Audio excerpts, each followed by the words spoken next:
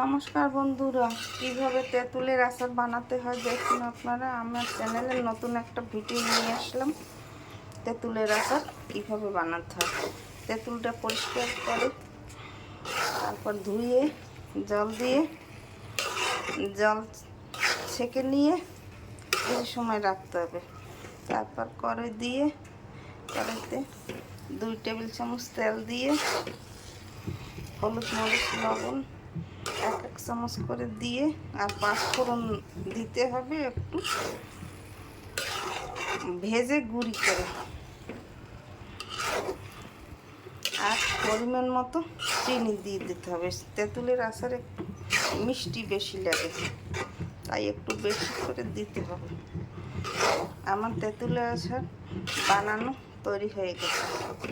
এইভাবে কিছু সময় নেড়ে নিলেই তেঁতুলের আচার তৈরি হয়ে যাবে।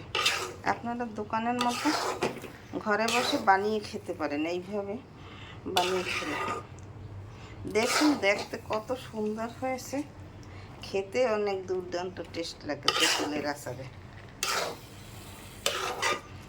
এইভাবে আপনারা তৈরি করে খেয়ে দেখুন, খেতে অনেক সুস্বাদু লাগবে। আমার চ্যানেলটিকে সাবস্ক্রাইব করে লাইক কমেন্ট শেয়ার করে পাশে থাকবেন। নতুন নতুন ভিডিও পেতে আমার চ্যানেলটাকে সাবস্ক্রাইব করে দেবেন।